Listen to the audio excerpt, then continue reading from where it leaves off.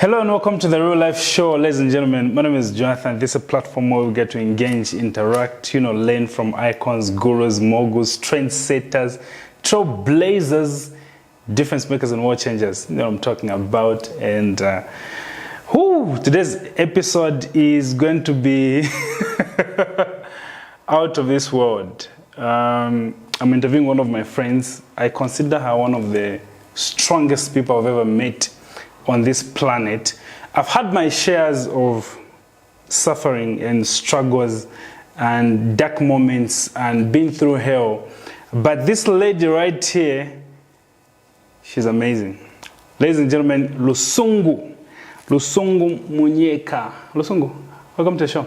Thank you so much for having me, Jonathan. What does Munyeka mean?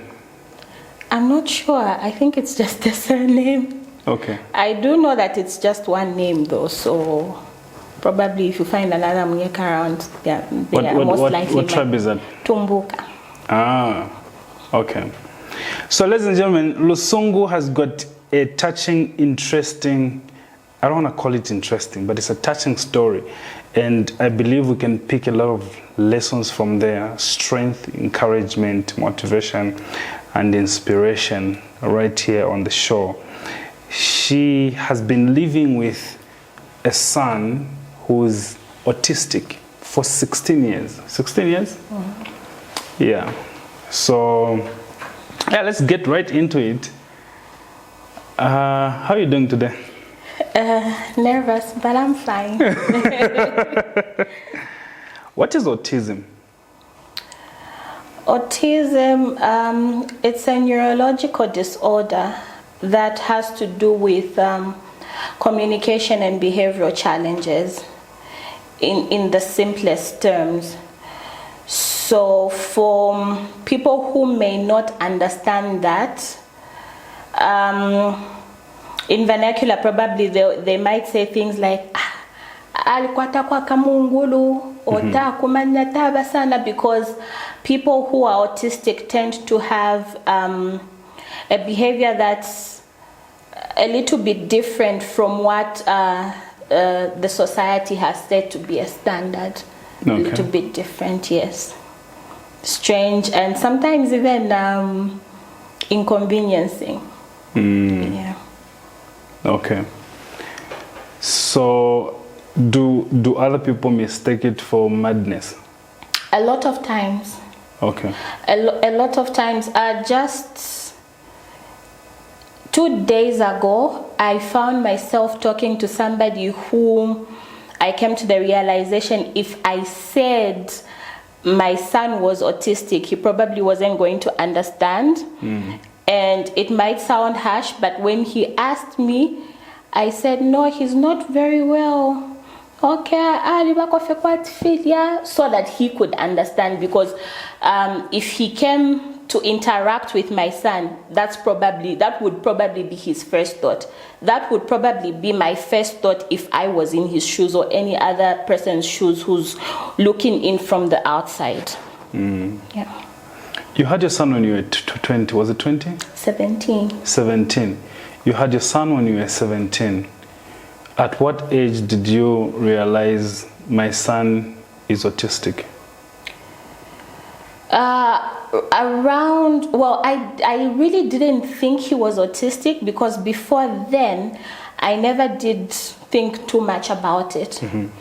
I knew there was something a little bit off, but I thought it was something that he would outgrow. So right around, first of all, his developmental milestones, achieving his developmental milestones was delayed. So he never really crawled like on his knees. He dragged himself on his tummy. Mm-hmm. And also by then I didn't realize, I thought, well, some children are just difficult. They don't like to eat. Mm-hmm. But I breastfed him exclusively for 6 months. And when it was time to introduce him to new foods, I noticed there was a resistance. Mm-hmm. So he was tending to want to just suckle, And 2 months down the line, his weight had gone down. So now I had to completely stop breastfeeding and just try and force feed him, because obviously his body needs were something else. Little did I know that even his food preferences had something to do with him being autistic. So he didn't, well, now he can talk. You can't, for the most part, you can't really hold a conversation with him. He'll repeat after what you say. He will say out random things. Sometimes he will answer you, but not really like a straight conversation for like even more than 30 seconds or so. When did you start speaking? Probably around 5. Well, before then, he would say maybe 1 word, 2 words, but he wasn't talking according to my expectations. So in my mind, he wasn't really talking. Yes, he got off wearing diapers when he was 5 years old also. It was 5 years? Yes. Wow. It was a bit of a challenge, but eventually we got there. It was a situation where I had to practically demonstrate to him how to pee. And so the first time he started peeing on his own, he would sit like a girl. And after some time, he got used. He kind of knew that, okay, I think I'm supposed to stand up, and yeah. So just taking you back a little bit, how did you know, or who told you that this is a special condition that needs a certain treatment? Before, like I said, he wasn't really talking. So at the age of 2, we took him to school thinking that, you know, there are always these talks. So it was like, boys delay to talk, so it's because he's the only child at home. If you take him to school, he'll be interacting. But then he was also throwing tantrums. He would hit his head in frustration because I think it was a way of trying to communicate. He's not being understood. He's feeling a certain way, and the only way he could communicate was by doing that. So now the teachers there were thinking that he's demon possessed, and they recommended that we take him somewhere for prayers.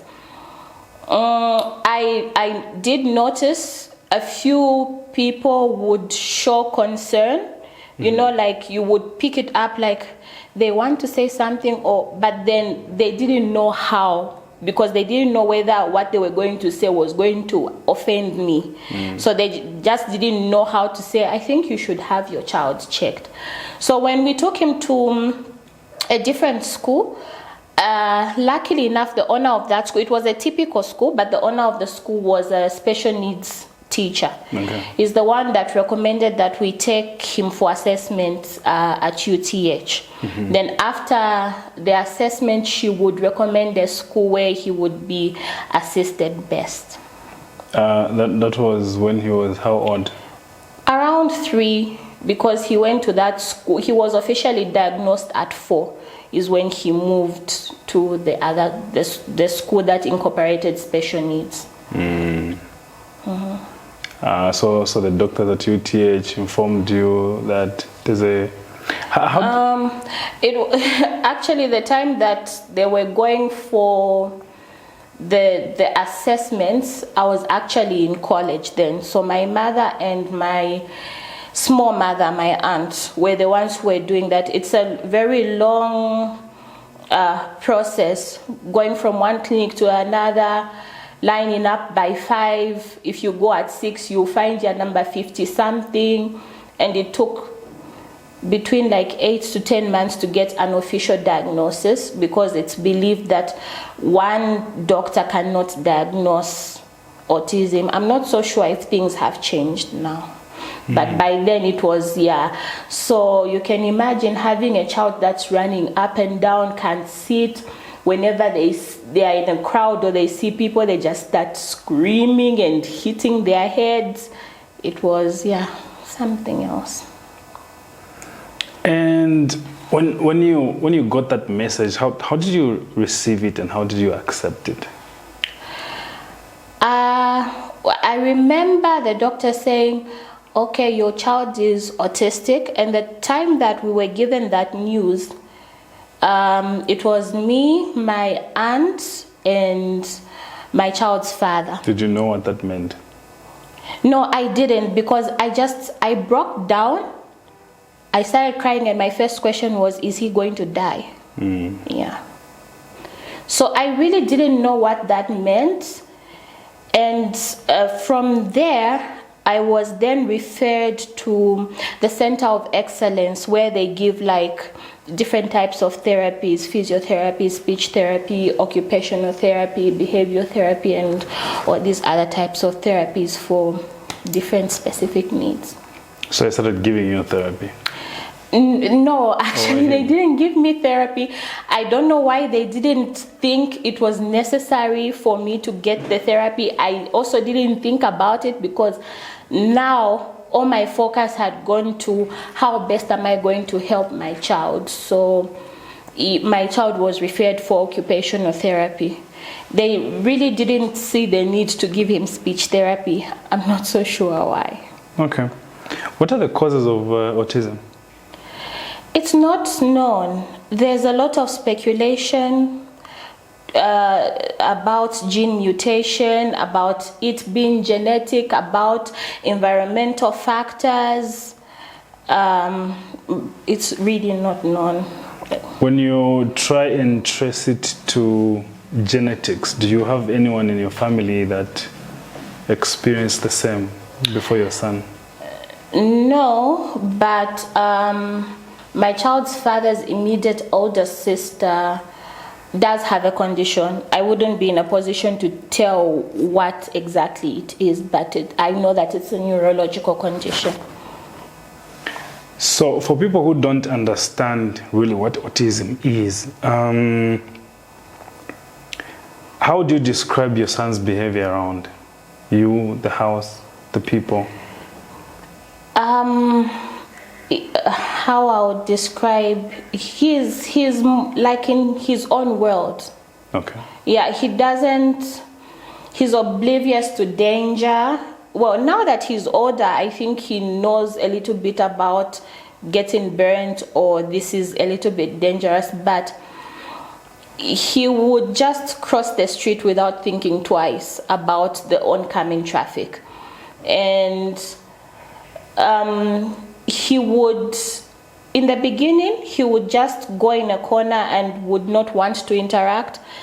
Most times he would throw tantrums. He would have what they call meltdowns because of maybe sensory overload and things like that. Now I can see that he tries to interact, but sometimes he doesn't know how to interact. Like, you can see him trying to interact, but he's not really sure exactly how to interact. Can he be left alone? No. What happens if you leave him alone? He has to be under constant supervision. It could be anything to smearing petroleum jelly to even urinating. To even urinating on the couch. It could be anything. Okay. He could go and just switch on the cooker and try and cook, which is a good thing, I would like to believe, because we have to work towards his independence. But he needs constant supervision. And how did you learn how to live with someone with that condition? Did you go for training? It's like being a mother, like being a first-time mother. You don't really get experience. It's there. It's just sometimes you learn as you go. I would like to think. Because if you are becoming a mother for the first time, I think you go to your mother's house, right? That's things that I see. I think when a marriage is new and the wife gets to have a baby, the first child, maybe either she goes to her mother or the mother comes in the house, so they can get training to just orient her on how to parenting and things like that. You didn't get any doctors or counselors or maybe people who have similar children just to sit down with you and guide you on how you can? No, I didn't. Actually, the first time I actually even got aware that I wasn't the only one and there are a lot of other people. And then now I started looking back and thinking, maybe even that childhood friend, maybe even that person I interacted with is possibly had autism undiagnosed. But no, I don't know whether it's sad that I didn't get, because any training. Okay. Talk to me about the stigmatization. Did you face any stigmatization in the streets, in church? Yeah, there's a lot of stigma, even self-stigma sometimes is there. There's a lot of stigma because people don't realize, and then sometimes it's really a matter of more of convenience than anything else. So people just really don't have the time to deal with that. I remember taking my child to Sunday school, and then I was told, I think you need to come and sit in with him because he tried to run off. He went to the road, and we don't want to be accountable for that. Which is understandable because I think nobody wants to be put in a situation where somebody else's I'm not sure what the right word to use is, but you get what I'm trying to say. But in my mind I was thinking, for him it's because he can learn behavior. Of course he's not going to learn the way everybody is learning, and he might not learn at the same pace, but he can learn. So what happens when I go and sit in with him is, for him he thinks mommy is supposed to sit in with me. So the time that I am not going to be there, it's going to be a problem. Or sometimes he's just not going to behave the way he's supposed to behave just because I'm there. So I felt rather disheartened, and I was like, okay, maybe I shouldn't just go. I look back now at certain situations and I laugh because I think now I've learned to look at people's behavior. I've learned to look at their comments and realize they are coming from a point of ignorance. Okay. I've had my own share of saying things that were inappropriate simply because I was in a position where I didn't know better.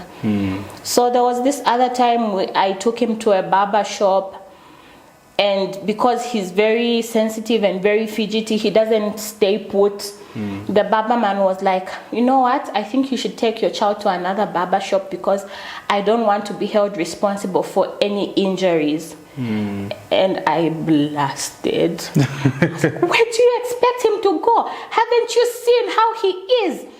If you can't accept him, who do you think? And I think the owner of the salon was looking at me like, because I was very emotional. So I went back home and I told Mom, I said, can you believe what happened?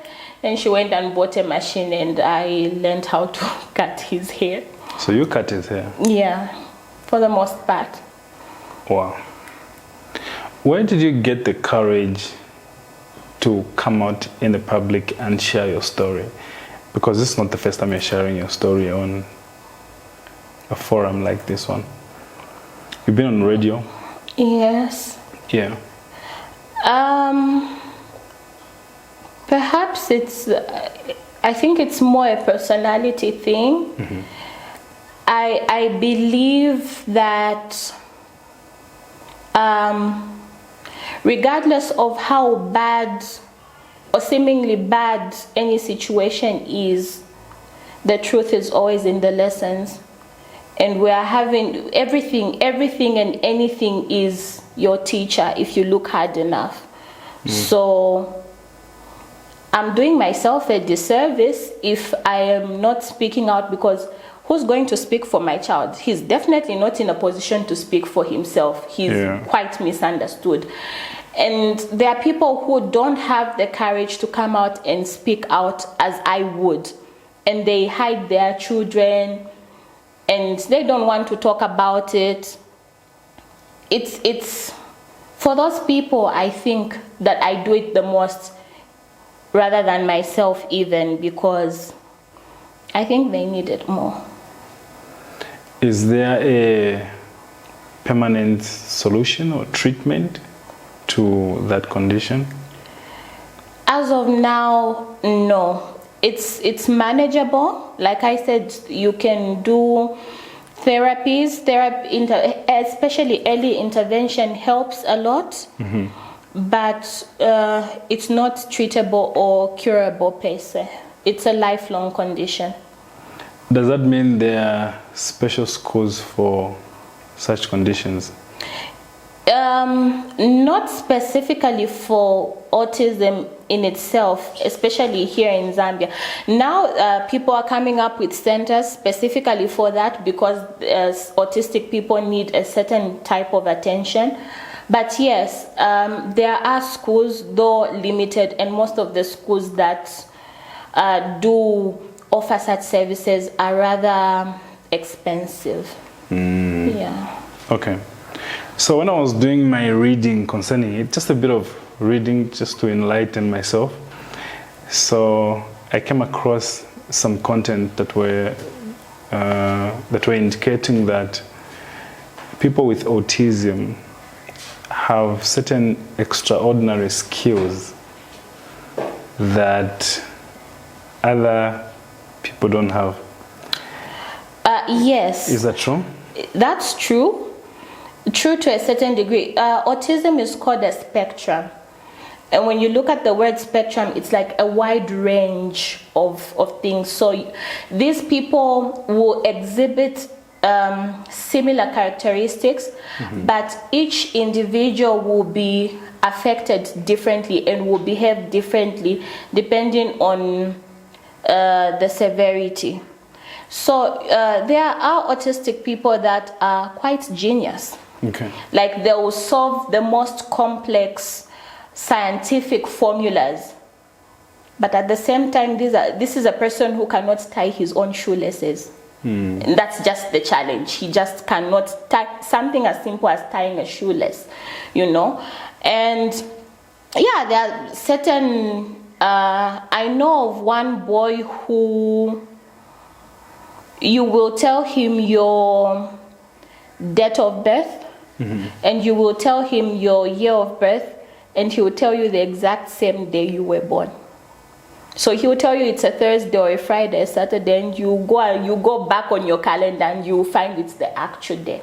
So yeah, they have extraordinary abilities, but also there are other children that are just average, and there are others that you would, for lack of a better term, consider below average, depending on how they're affected. Okay. Interesting. So let's talk about, you're not married? No. Where is his father? He's around, I guess. Okay. He's not an active father. Yeah. He's not particularly interested. Why? Is it because of the condition? No, it was like that even before we found out he had that condition. Because remember, when I fell pregnant, I was 17, he was 21. So, of course, for me it was different because I'm the one who had the child. So I'm the one that was feeling firsthand the responsibility that I now had. For him, he didn't seem to kind of realize that now he had a responsibility. And so because there was that, I decided, say, you know what, I think we're not going anywhere. You and I should break up. And when I did that, that was when my son was 1 year, 7 months. When I did that, he also just broke up with his son. And it's been more or less like that ever since. I did try somewhere along the line, because for a very long time I was very bitter and upset with him. I at the back of my mind, I moved around with a lot of guilt, you know, because now the burden fell on my mother. Okay. Yeah. So for a very long time I used to move around and think, but why is my mother suffering when this boy has got it, you know? And I would take him to court and child support, but in the end I just decided it wasn't worth it. Has he met him before? Yeah, he's met him before. He knows he's got a child. He's met him before. He's just not, I think he just doesn't really know exactly what his child is like, but he knows he has a child. But he doesn't know that his child has a condition. He knows the child has a condition, but how that condition has affected the child, in fact, he's more, I think he's just really scared of responsibility, I think so to say. Because I do remember one time when I had suggested that he go for holidays and maybe weekends, because socially I'm rather incapacitated. So I said, look, I need a breather. It would be nice if on certain weekends, certain holidays, he would come. And his answer was, no, because you know, this child once got lost, so me, I'm scared. What if the child gets lost? They are going to blame me. So for me, it shows a person who doesn't want responsibility. Yeah. At some point, your child got lost, right? Yeah, like twice. Maybe more, but to a serious level, just twice. Okay, because of movement. Just wandering around. He wants to explore, but then the thing is, he'll just follow anyone and just go without really being cautious of the fact that it's a dangerous world. People might not be so, you know. Yeah. What's your message to runaway fathers or fathers who don't want to take responsibility of their children? I don't know if I really have a message. I feel like my situation or any other situation is unique to the particular specific circumstances. So just do right by what you're supposed to do. I think that people should take account for their actions, because their actions have consequences. Have you healed from that pain? I'm A-okay. I'm wonderful. At one point, I actually did wish he would have an autistic child. Yes, it was that bad. Like I was very, very upset, because I was thinking, oh my God, my life has ended, and this guy is having the time of his life. But no, I wish him all the best. And I must commend you, because you're doing well for yourself. You have a good job. No, I'm still living with my mother. That should tell you something. No, but you still have a good job, and you're doing your school, you're upgrading yourself, developing yourself. So you're doing fine. I would like to think so, yeah. Talk to me about your relationships after that. Obviously, you've been into some... Have you met some guys? Yes. You're a beautiful lady. Obviously, when someone meets you in the road, they want to... It's been a very good experience, learning experience, because I feel like for me individually, I've grown. Looking back, because for the longest time, I suffered depression without even realizing it. But looking back, I feel like I wouldn't trade this experience for anything else, because I know that I wouldn't be the person that I am had it not been for this experience. So in terms of relationships, it has affected, obviously, the way I look at relationships. It has affected the type of people I see as potential suitors. And yeah, I've had some fair share of low-key drama, I would say. Like I can tell you, for instance, right now, and I really don't see myself going forward changing my mind, but right now I don't see myself being in a position to want to have any more children. Okay. And that's not because I don't like children. That's not because I'm scared of potentially having another autistic child, but it's because of somewhat mental exhaustion.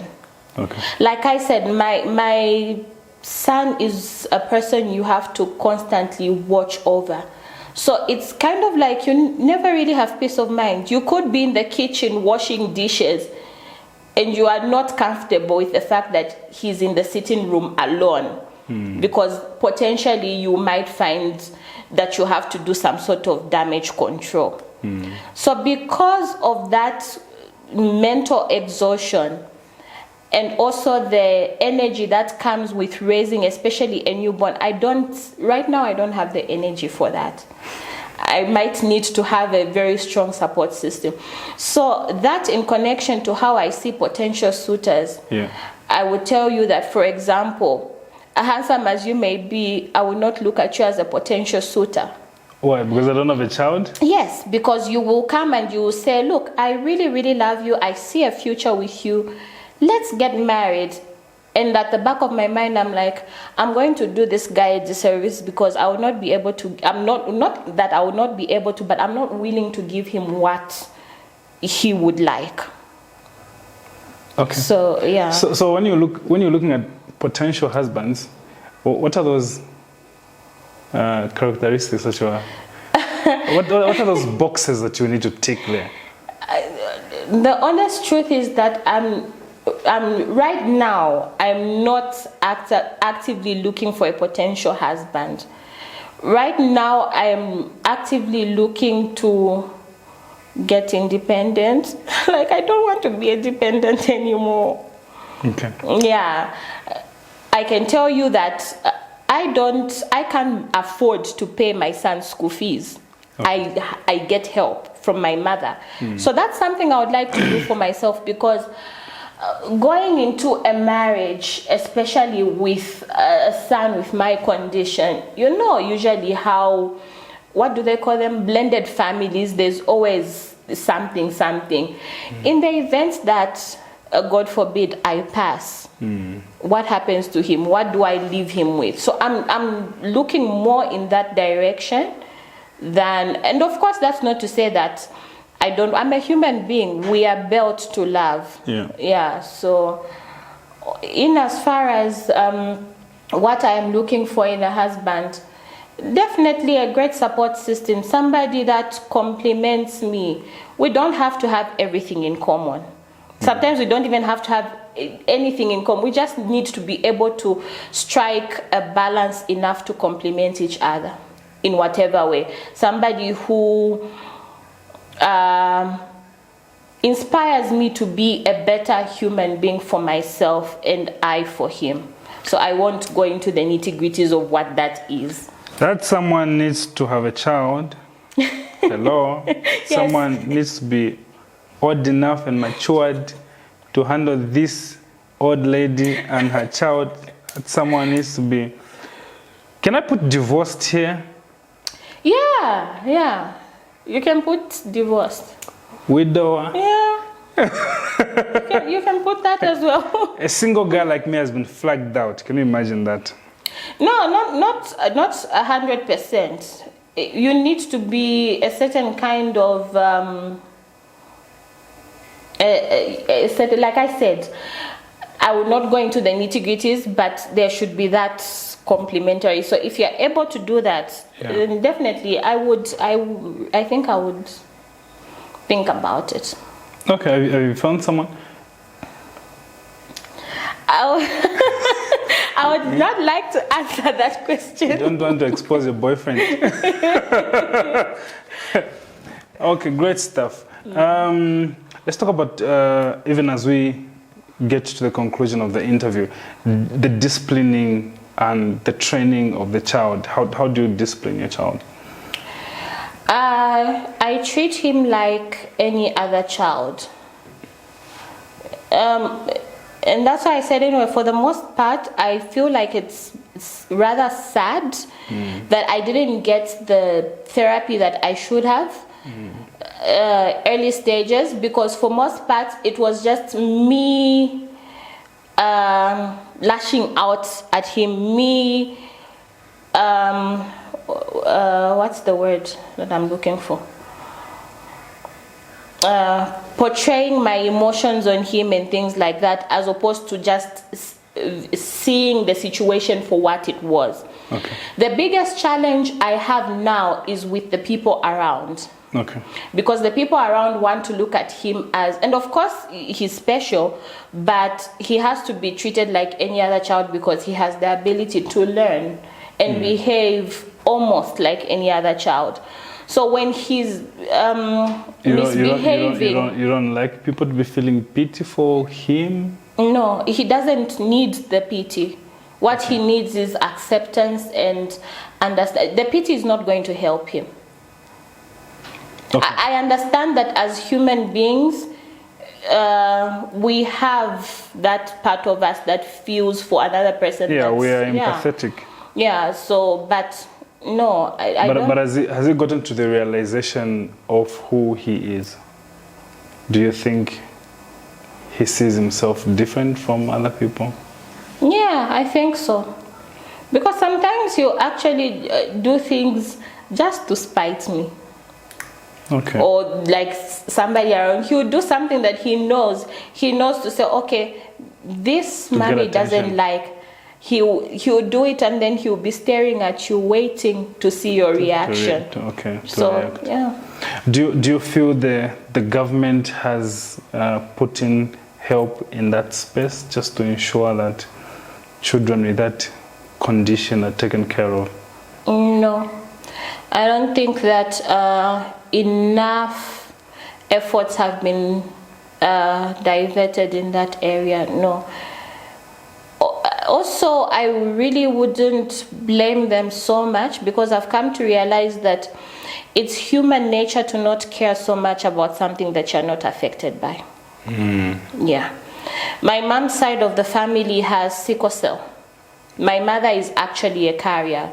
Her being a carrier means she for the most part, she had it easy. I've never seen my mom down with malaria, ever. Ever since she's 69 now, she's never had malaria in her life before. That's something that comes with. But the actual people that are affected, and I have relatives who are affected by that, have it really, really bad. And this is something this is something that's in the family. I never knew how bad it was. I was never really concerned so much about it up until I read a book about it. You can imagine. So I think it's like human nature to see things, but if you're not really affected by them, it's just like, so for you to actually put in the effort that it needs for those people to get the help that they require takes a lot. In all this, Lusungu, what has been your strength, your source of strength to just ensure that you're still confident, you're still pressing hard, you're still alive, and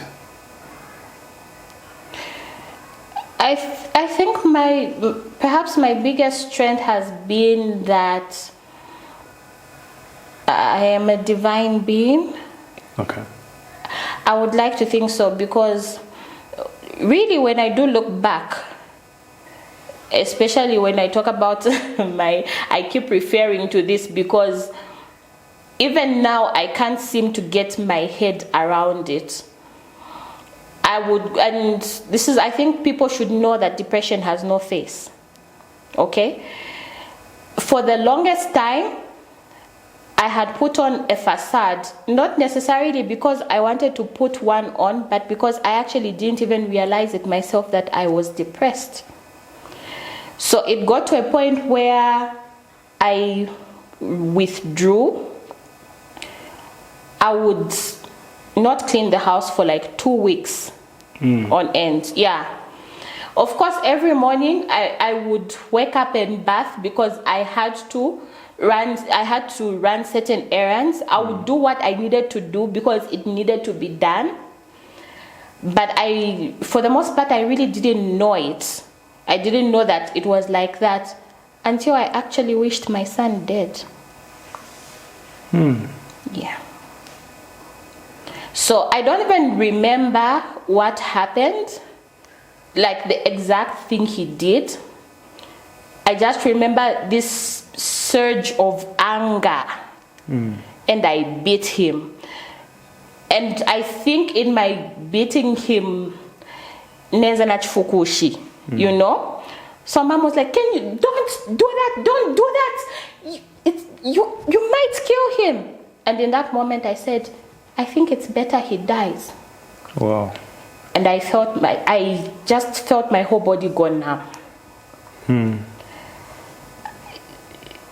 We didn't talk about it like there and then. I just went and sat down, and I think at the back of my mind I was thinking, what was that? Yeah. So she came and she said, you know what? People who've lost children say it's the biggest pain you can ever go through. It doesn't compare to losing your spouse. It doesn't compare to losing your parents. You should never ever say that.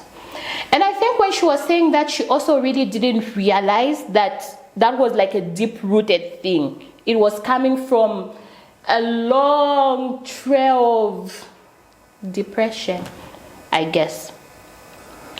So yeah, after that, I admitted to myself, I said, I think I need help. So I told a few friends. One friend was like, people like you don't get depressed. I remember telling my brothers, they didn't know what to say to me. Of course, I didn't tell mom. I told a few friends, they also didn't know what to say to me, but eventually I did get the help that I needed. Who helped you? How did you come out of it?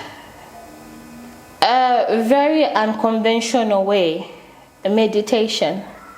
So meditation and also counseling. Okay. Yeah, meditation and counseling. For the longest time, I was opposed to going for counseling because in my mind I was thinking, you know what, I'm going to go for counseling. And people are just going to be like, you know what, trust in the Lord, it's going to be okay. And then they're going to give me a few Bible verses. I've heard that before. Yeah. That's not what I want. What I want now is a solution because I'm feeling a certain way and I don't want to feel the way I'm feeling. Yeah. I want to get out of feeling how I'm feeling. Yeah. So I don't think I want to go for counseling because I think I'm going to get a lot of Bible verses and they are going to tell me it's like motivation. It's there for some time, then it fades off. Then what happens? But I think it was the best thing I could have done. So I listened to some meditation audios. I don't know how or why suddenly something just changed. I wasn't looking at things the way I had been looking at them for the longest period of time. And then also I went for counseling and something came up. Okay. Yeah. Something came up which was that I had been living with a lot of guilt. Yeah. So I had a talk with mom and we hashed that out. I want you to speak into that camera and talk to a mother, a father, or a parent who is smiling, who has an autistic child and they feel stigmatized, they feel segregated, they feel God has left them, they feel ashamed, and they are not free with their child. I want you to tell them something. It's not the end of the world. Yeah. You're not alone. There is always a reason. I know it sounds cliche, but there's always a reason why we go through what we go through. Sometimes it might be for our own personal growth. Sometimes it might be for other people to go through. On your story, you are your child's advocate, because if you don't speak for them, nobody else will do it for you.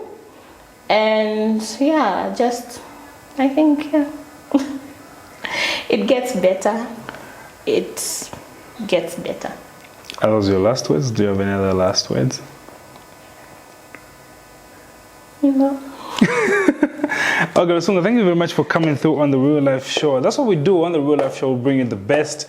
And I believe that this has been an insightful session, inspirational and encouraging. I know you're going to get some inboxes and people are going to reach out to us and say, I would love to meet her, I would love to talk to her, I would love to have her speak and things like that, because I get that a lot when I bring a guest like you.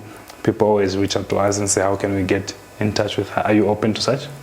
Yes, I'm very open to that, especially to helping the kids and also to helping the parents, because you can only be the best for your child if you are tip-top.